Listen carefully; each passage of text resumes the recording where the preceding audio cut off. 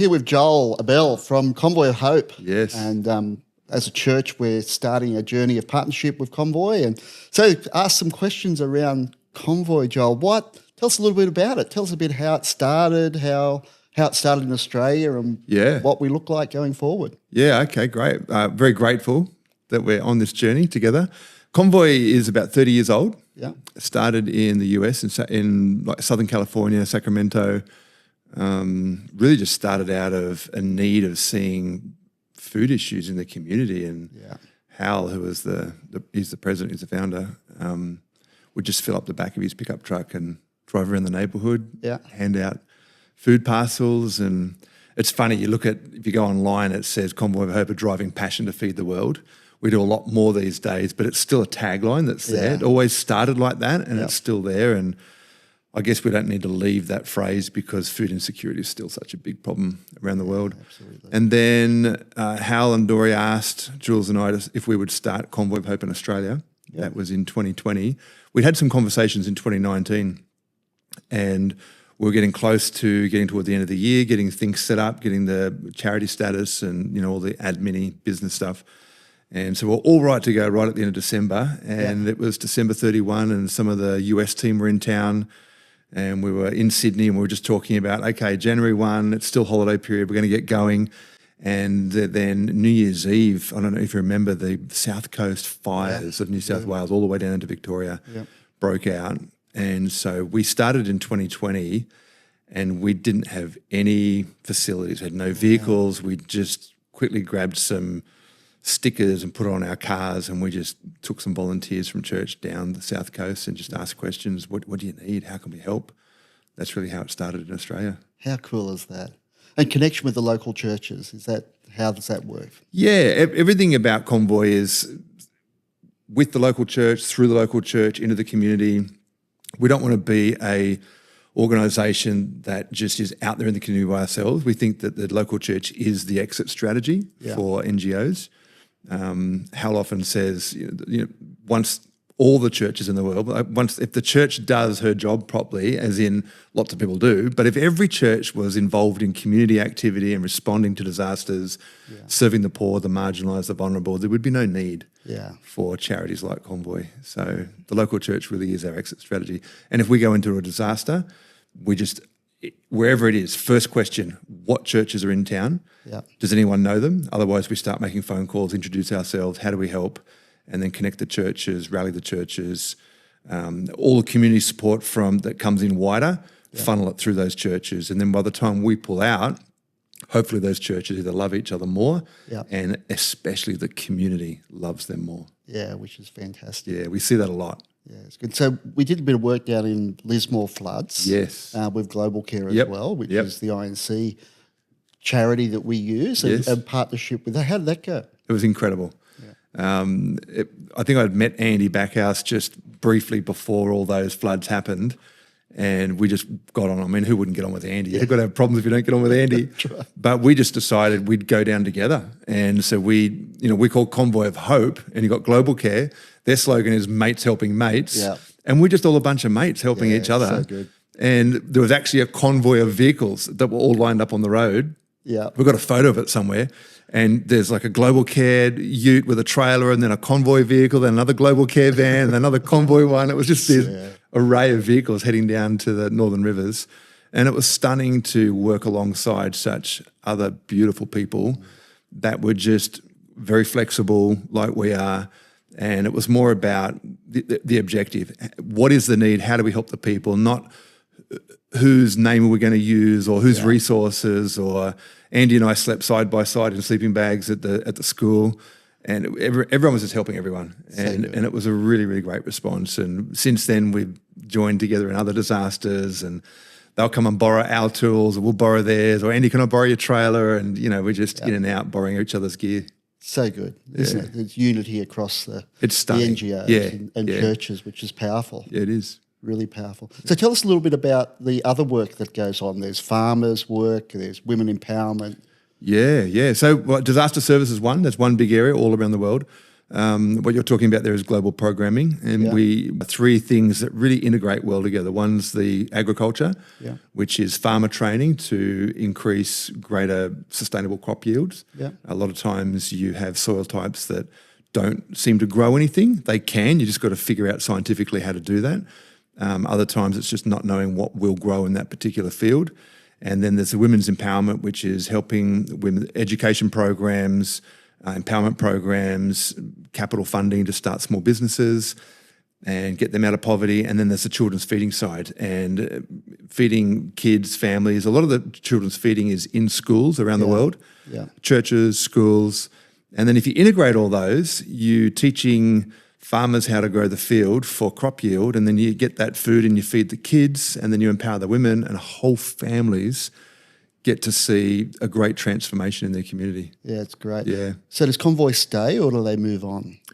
With our global programming, we stay. Yeah. That's all over the world. We actually don't start another feeding program in a school unless we can sustain it year on year. Yeah. So our budgets are meticulously worked on to make sure we've got a waiting list of people who want us to start a feeding program, but we only do it when we know we can keep doing it forever. Yeah. When I say whenever, forever, it's measured because we also have this thing where we say, we'll feed the kids, we just don't want to feed the grandkids. Right. So we have a sustainable model that keeps going, but we also have a regenerative process where we want to raise people up where they feed themselves. Yeah. We don't want to be feeding grandchildren in the years to come. They should be feeding themselves.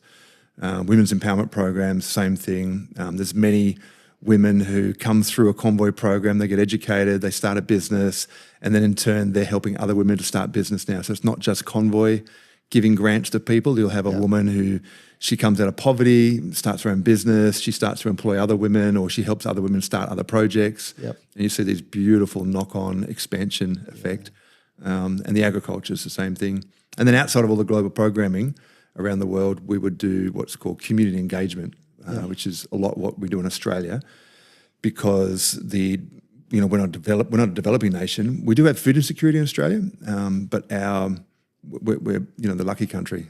We're pretty blessed that way. But there is a lot we can do with community engagement, which is working with local churches to find out what the gaps are in community, what are the needs, and then helping you turn your church inside out to reach those needs. Yeah, that's fantastic. I know Convoy is doing a lot of work in Africa. Yes. Yeah, we've been working in Africa for many years. That's one of our regions of the world where we do children's feeding and women's empowerment programs and agriculture. And there's 200,000 people right now that are getting support there. But there's a growing epidemic where it's called the Sahel. So if you come down to the middle of Africa, left to right, all those countries right across the middle, that famine is so severe right now.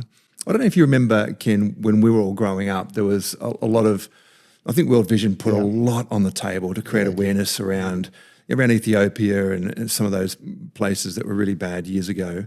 They're saying that today the famine is worse than it was when we were growing up, Ken.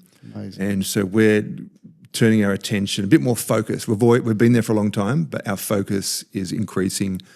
And we have a campaign that we're calling Africa Waits, because we think that Africa is waiting for the rest of the world to respond. It's time for us to open our eyes and hear what's going on, see what's going on. We feel like there's a cry to God from that country. And whenever the people of earth cry out to God, God looks for people on earth to respond. Yeah, it's incredible.